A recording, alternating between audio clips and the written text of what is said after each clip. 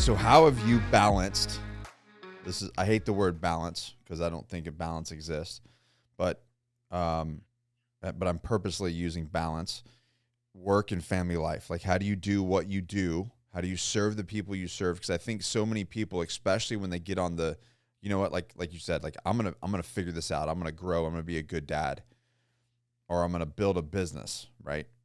I broke away from my corporate job. I'm gonna do it for us. I'm gonna do it for me. I'm gonna do it for my family. It's very easy to fall into the trap of like I'm in the bunker working all the time, answering everything all the time, and then I lose sight of what's most important.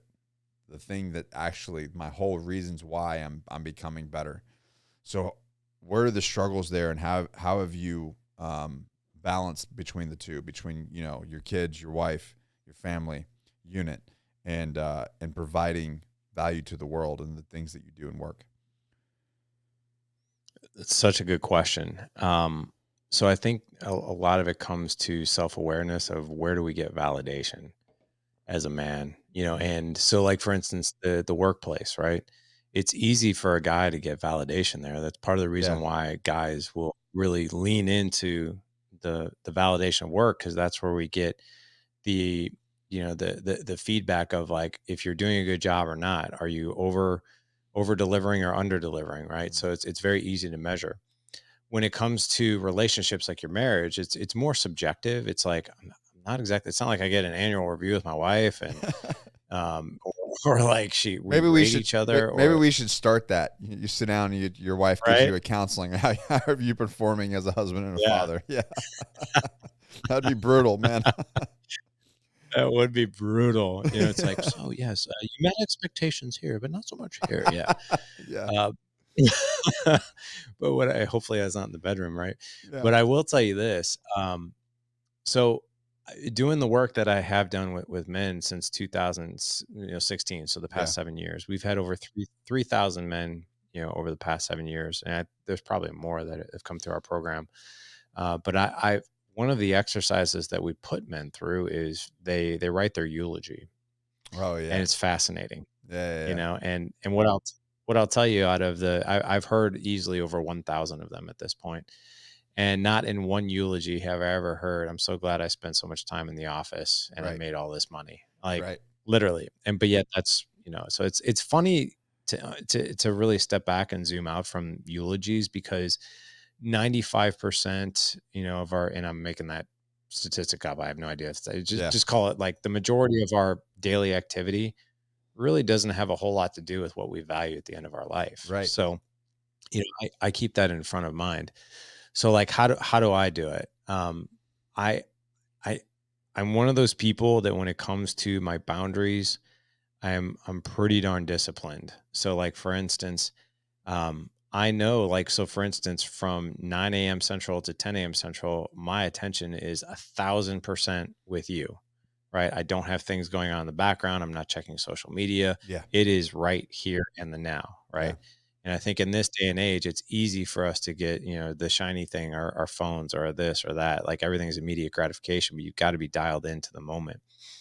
When my kids are at home, we've got this product that we partnered with called RO, which is ARO. It's basically a box, a container, Mhm. and you put your phones in it, and it's got an app, and it measures your time away from your device. Like not just like people are like, oh yeah, I'll put my phone down. Well, this actually, it's out of sight, out of mind, and there's an app actually measuring the amount of time you do not have this device on you. It's really fascinating. Even if your phone is in your pocket and you feel a buzz, it's going to take your attention away Yeah. from Yeah. whatever it is that's in Yeah. front, because you're like, oh, who's that? What is that?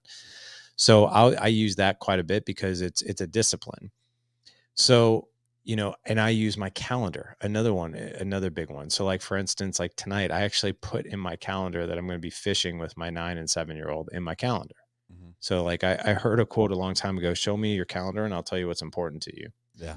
So I think it's really, really important to be in the present moment when you can. And a lot of people, they'll say this all the time. I want more time. We're not going to make more time because Right. we all have the same 24 hours in the day. It's how do you create the intentional time with the time that you have, right? Because just because you have more of it, that doesn't mean it's going to be better.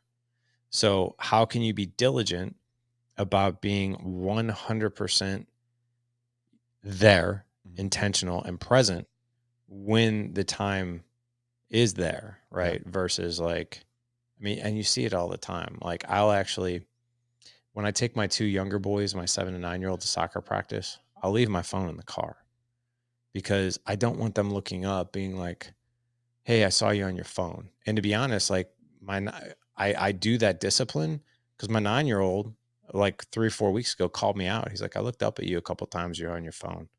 And I'm like, damn. I was like, that's not the impression I want to leave. Right. So and I even said out loud the last time we went to soccer, last few times we went to soccer practice, I was like, see this phone? It's in the glove box. And I'm 100% going to be watching you. Yeah. And I look around at all the other parents and all of them, like all of them are on their devices, not even watching their kids. Yeah. And I see kids looking up at their parents and like almost like just so eager to be like, hey, did you see what I just did? And they're just like in it. And it's like, it's kind of like seeing the Matrix in a way. It's like, if you completely detach from that device and you're disciplined with it, it's amazing. It's amazing what you pick up. Right. So, the biggest one that I see there is boundaries and routine. Like you have to build a routine, but your routine. So that's what we do with our coaching group is we really sit down and go, okay, what are your top 4 priorities in life? Now let me see your routine. And I'm like, well, either you're lying about one, you're lying about your priorities, or you're lying about your routine. Which is it? And the reality is they're not lying. They're just not living congruently with what their priorities are. Right. And so what we do is, and I imagine you and I follow a very similar pattern. My routine dictates, like they're congruent with each other. So everything that I need to do, right, I run off that calendar. Like you said, like right now we're in this podcast. I'm 100% in this podcast. As soon as this podcast is over, I go into the next thing and I'm 100% in there, and then, so on. But then when the time hits, it's like, nope, now it's, it says that we're going on a walk on the beach. We're going, you know what I mean? We're going to the fish market. We're doing dinner.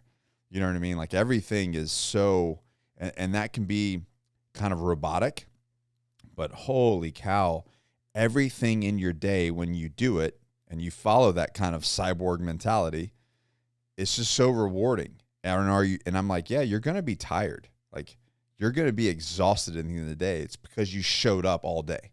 From the time you woke up to the time you go to bed, you were showing up, and nothing that you didn't have a return of investment.